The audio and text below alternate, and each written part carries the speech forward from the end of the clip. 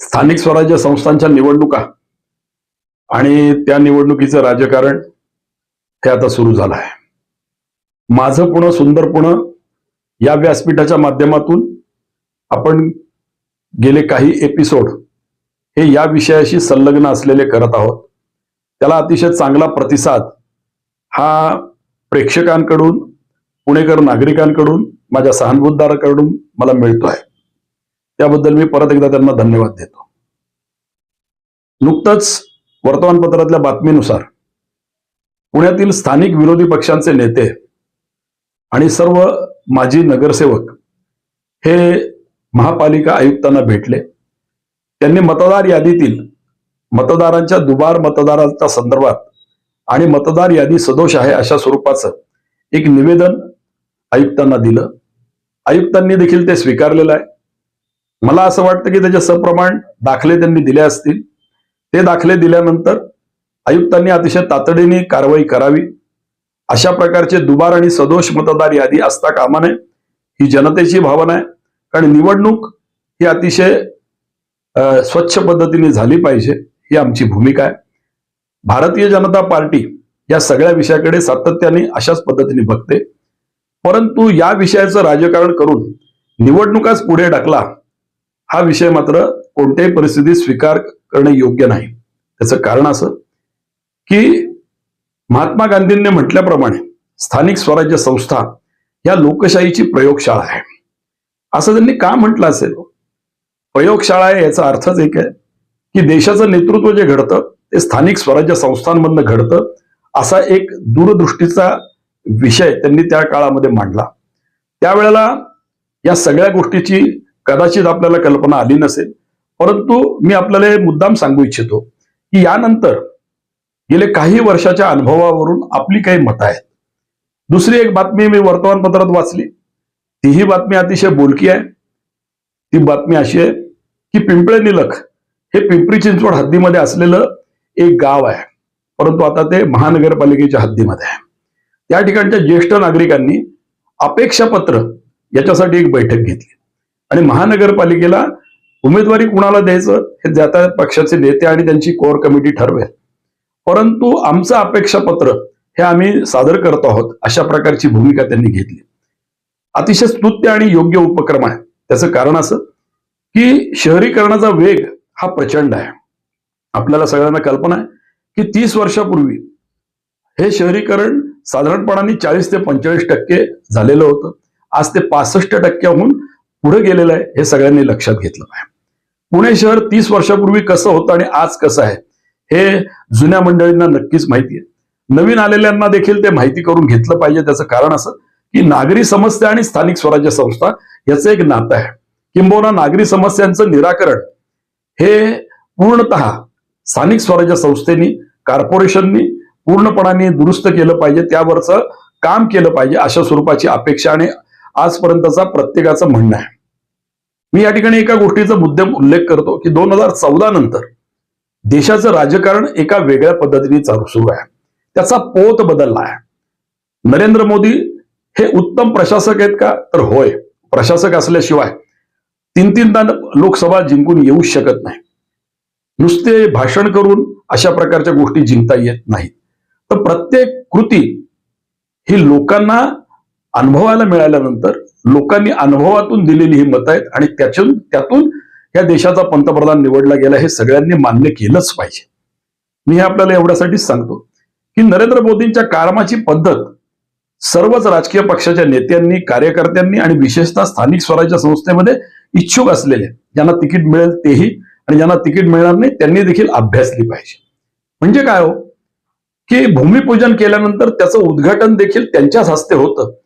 म्हणजे कार्यकाळ निश्चित असतो, नियोजन निश्चित असतं आणि अंमलबजावणी तितकीच निश्चित असल्या कारणाने त्याचं उद्घाटन देखील नरेंद्रभाई मोदी पंतप्रधानांच्या हस्तेच होतं. हे कार्य वैशिष्ट्य प्रत्येकच राजकीय पक्षाच्या नेत्यांनी समजून घेतलं पाहिजे. महाराष्ट्रामध्ये एक वेगळा शब्दप्रयोग मी मुद्दाम या ठिकाणी करतोय की मोदीजींच्या सरकारने त्रिशूळ हा आपल्या समोर दिलेला आहे. भगवान शंकराचा त्रिशूळ हा सगळ्यांना माहिती आहे. हा त्रिशूळ राजकीय दृष्ट्या महाराष्ट्रातल्या प्रत्येक मुद्द्याला आणि प्रत्येक असलेल्या समस्येवरचं उत्तर आहे. त्रिशूळाचं मुख्य पात्र जे आहे ते सीएम असलेले आपले देवेंद्रजी फडणवीस, दुसरी दोन पाती जी आहेत अतिशय कार्यक्षम आणि अतिशय ज्याला स्पष्ट वक्ते असलेले अजितदादा पवार, आणि एका वेगळ्या अर्थाने लहानपणापासून काबाड कष्ट करून मोठा झालेला एकनाथ शिंदेसारखा दुसरा उपमुख्यमंत्री.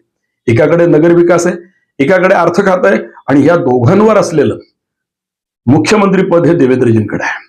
आणि त्यामुळेच एक माझी स्वाभाविक अपेक्षा आहे, मी 1985 ते 92 नगरसेवक होतो, म्हणून मी आपल्याला हे सांगू इच्छितो की समस्या ज्या आहेत त्या समस्या पूर्वीपेक्षा अधिक वाढल्या, परंतु कायमस्वरूपी समस्या, त्याच्यानंतर नवीन तयार झालेल्या समस्या याच्यावरची उत्तरं ही शोधली पाहिजेत. स्थानिक स्वराज्य संस्थांचा दुसरा महत्वाचा मुद्दा जो आहे, त्या समस्यांवर मी बोलणारच आहे, पण दुसरा मुद्दा मी अधिक एवढ्यासाठी बोलतो की उत्पन्नाच्या बाबी आपल्याला वाढवल्या पाहिजेत, आणि उत्पन्नाच्या बाबी ह्या कर आकारणीतनं असता कामा नयेत. ही स्वाभाविकच भावना राजकीय दृष्ट्या आणि तुलनात्मक दृष्ट्या देखील आपल्याला करावीच लागेल. त्याचं कारण असं की नागरिक हा एका विशिष्ट मर्यादेनंतर कर देऊ शकत नाही, त्याची ती क्षमता असत नाही. त्यामुळे त्याच्यातलं राजकारण बाजूला ठेवून देखील एक गोष्ट मी आपल्याला सांगतो की कुठल्याही प्रकारची कर आकारणी भविष्य काळामध्ये न करता उत्पन्नाची बाब करता येईल का, तर नक्की करता येईल. त्याच्या देखील गोष्टी मी आपल्याला सांगणार आहे. मी विस्तृत विवेचन प्रत्येक मुद्द्याचं करणार आहे. नागरी समस्येमधला सगळ्यात महत्वाचा शहरीकरणामुळे आलेला प्रश्न जो आहे तो वाहतूक समस्येचा आहे. वाहतूक समस्या ही खूप वेगवेगळ्या रंग घेणारी समस्या आहे, बहुआयामी समस्या आहे. असं मी का म्हणतो, तर सार्वजनिक वाहतूक व्यवस्था नाही, किंबहुना ती कार्यक्षम नाही, जी आहे ती मोडकळीला आलेली आहे, त्याचं रिन्युएशन केलं गेलं नाही. सार्वजनिक वाहतूक व्यवस्थेवर अशा प्रकारे अवलंबून राहणं हे नागरिकांना शक्य नाही. त्यामुळे खासगी वाहन खरेदी हा पर्याय सोडून दुसरा पर्याय राहत नाही. आणि मग स्वाभाविकच रस्त्यावरचा ताण वाढतो. तो ताण वाढला की रस्ता रुंदी हा पर्याय आपल्याला वाटतो, पण तो रस्ता रुंदी ही व्यवहारता आणि कायदेशीर दृष्ट्या इतकी सहज आणि सुलभ गोष्ट नाही, हे आपल्या सगळ्यांच्या लक्षात आलंय. आणि म्हणून मग प्रश्न असा येतो की पुढची जी समस्या आहे की मग मेट्रो सिटीज मोदी सरकारने केल्या. आपल्याला सगळ्यांना सांगायला अतिशय आधार आहे की 2014 नंतर मेट्रो सिटीज मध्ये मोठ्या प्रमाणावरती मेट्रोची निर्मिती, मेट्रो रेल्वेची निर्मिती ही मोदी सरकारने करायला लावली. ती अखिल भारतीय भूमिका पॉलिसी ही त्यांनी आखली, आणि त्याच्यातूनच खूप काळ विलंबित असलेली आणि विलंब लागत असताना त्याच्यावरचा एक उपाय म्हणून पुण्याची मेट्रो ही आपल्याला सगळ्यांना लक्षात आली. साधं उदाहरण आपण लक्षात घ्या, त्याचा अनुभव आपल्याला सगळ्यांना येतोच आहे. 10 मिनिटांनी जर समजा एक मेट्रोची ट्रिप होत असेल आणि त्या ट्रिपमध्ये जर 1000 पॅसेंजर जात असतील, तर किमान दिवसाभरामध्ये अशा प्रकारचं असलेलं मोठ्या प्रमाणावरचं वाहतूक व्यवस्था ही पुणेकरांना अपेक्षित आहे, आवश्यकही आहे, आणि ती घडलेली देखील आहे. मी आपल्याला एवढ्यासाठी सांगितलं, पण यासाठी पैसा लागतो, आणि पैसा जर आपल्याकडे जर नसेल तर आपण करणार काय. या वाहतूक समस्येमधला अजून एक सगळ्यात महत्वाचा मुद्दा असा आहे की कोणत्याही परिस्थितीमध्ये आपल्याला एक गोष्ट करावीच लागेल, ती म्हणजे पार्किंगची समस्या सोडवावी लागेल. पार्किंगची समस्या सोडवणं म्हणजे रस्त्यावर पार्किंग करायला A2, P2, P1 हे करून फक्त हा प्रश्न सुटणार नाही. त्याचं कारण एकच की P1, P2 आणि त्याच्यावर कर आकारणी किंवा त्याच्यावरती आकारणी ही योग्य गोष्ट नाही. तर पुणे महानगरपालिकेच्या अंतर्गत मी सांगतो ती माहिती दुरुस्त करायला मी तयार आहे, परंतु किमान 1200 प्लॉट्स महापालिकेच्या ताब्यात आहेत. त्याच्यातल्या काही विशिष्ट प्लॉटला जर आपण अशा पद्धतीने मॉडिफाय करू शकलो आणि त्या ठिकाणी जर पार्किंगचे प्लॉट उभे केले, जसा मंडईमध्ये आर्यन पार्किंगचा प्लॉट आपण डेव्हलप केला, आज त्याच्यात ती आर्यन पार्किंगची जर व्यवस्था नसती तर तेवढी वाहनं, किमान 5000 वाहनं ही रस्त्यावर पार्क झाली असती का, आणि किती भयानक अवस्था तयार झाली असती हे लक्षात घ्या. त्याच्यानंतर भानुविलासच्या इथे असलेलं, त्याच्यानंतर हमालवाडा, या सगळ्या पार्किंगच्या समस्या सोडवणारे जे प्लॉट आहेत हे प्लॉट डेव्हलप करणं ही काळाची गरज आहे. मी उदाहरणादाखल आपल्याला मुद्दाम सांगतो की फर्ग्युसन कॉलेज, जंगली महाराज रोड या ठिकाणी फिरायला जाणाऱ्यांची, खरेदी करणाऱ्यांची आणि एक वेगळी मानसिकता आहे की त्या ठिकाणी लोक फिरायला येत असतात. ते कुठल्याही कारणास्तव येत असतील, पण तिथे ती फिरत असतात आणि वाहनं लावत असतात. या सगळ्यांसाठी पार्किंगची व्यवस्था आपण करू शकतो का, तर त्याचं उत्तर होय. त्याचे 5ही प्लॉट मी मुद्दाम आपल्याला सांगतो. या संदर्भामध्ये मी अध्यक्ष असताना सौरभ राव पुणे महापालिका आयुक्त, त्याच्यानंतर police commissioner Shrimati Shukla madam यांच्या बरोबर मीटिंग होऊन आपल्याला सगळ्यांना माहिती आहे की रेव्हेन्यू कॉलनी मधला प्लॉट ज्या ठिकाणी आता पोलिसांनी जप्त केलेली वाहनं पडलेली आहेत तो प्लॉट महापालिकेच्या पार्किंगचा आहे. तो पूर्णतः साफ करून द्यायचा, त्या ठिकाणी मल्टी स्टोरी पार्किंग करायचं अशा प्रकारचा प्रस्ताव आपण मांडला होता. परंतु ज्याला म्हणतात की दफ्तर दिरंगाई असते, राजकीय इच्छाशक्ती नसते, त्यामुळे तो डेव्हलप झाला नाही. विचार करा की त्या ठिकाणी जर आपण 4,000-5,000 स्कूटर्स जर आपण पार्क केल्या तर स्वाभाविकच तिथून संपूर्ण जंगली महाराज रोडला जाणारं जे काही ट्रॅफिक आहे हे ट्रॅफिक हे आपण कंट्रोल करू शकू. दुसरी महत्वाची गोष्ट, शिरोळे बस स्थानक हे जुन्या सुरेश कलमाडींच्या पीसीएसच्या समोरचं स्टेट बँक ज्या ठिकाणी त्या ठिकाणचं पार्किंग हे मल्टी स्टोरी पार्किंग आपण करू शकतो. महानगरपालिकेचं पार्किंग आहे अजून एक की जे ग्राउंड प्लस 1, 2, 3 असं देखील आपण करू शकतो. 2 चाकी वाहनांची संख्या पुण्यामधली अतिशय वेगाने वाढती आहे. नुकताच झालेली दिवाळी ही त्याचं बोलकं उदाहरण आहे. वर्तमानपत्रांनीच बातम्या दिल्या, त्या आरटीओ कडनं माहिती घेऊन दिलेल्या आहेत. 40,000हून अधिक वाहनं पुणे पिंपरी चिंचवड परिसरामध्ये खरेदी केली गेली आहे. त्यातली असं घटकावर गृहीत धरा की 10,000 वाहनं ही पुणे परिसरामध्ये आलेली आहेत, पुणे शहर परिसरामध्ये आलेली आहेत. तर त्याचं नेमकं काय घडेल बरं? यासारखी समस्या ठाण्यामध्ये आहे, मुंबईमध्ये आहे, प्रत्येकच शहरी भागामध्ये असलेलं जे कॉर्पोरेशन आहे, कारण कॉर्पोरेशन हे शहरी भागामध्येच असतं, हे सगळ्यांना लक्षात आलेलं आहे. या प्रत्येक शहरी भागातल्या कॉर्पोरेशनसाठी पार्किंगची व्यवस्था आणि त्या संदर्भातली राज्यव्यापी भूमिका ही सरकारने जाहीर केली पाहिजे आणि ती बंधनकारक केली पाहिजे. कारण कॉर्पोरेशनचा राज्यकारभार नगर विकास खात्याच्या माध्यमातून चालतो आणि आपण पीपीपी मॉडेल मान्य केलंय.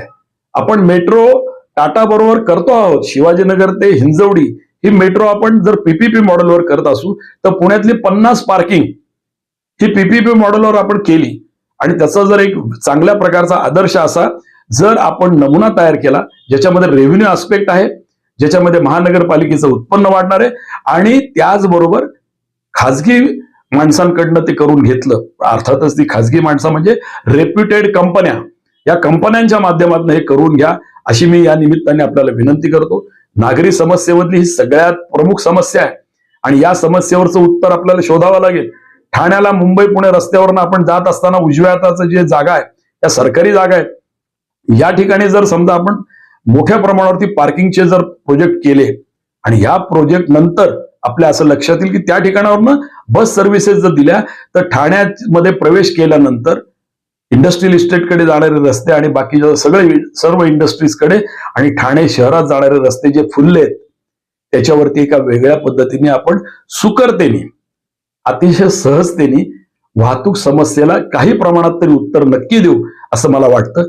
ठाण्याचा जसा विषय तसाच नाशिकचा आहे, तसाच औरंगाबादचा आहे आणि या सगळ्यातनं एक मोठ्या प्रमाणावरती उत्पन्नाची बाब ही महानगरपालिकांना मिळणारे, स्थानिक स्वराज्य संस्थांना मिळणारे याविषयीचा विचार करणारा नगरसेवक हा भविष्य काळाची गरज आहे.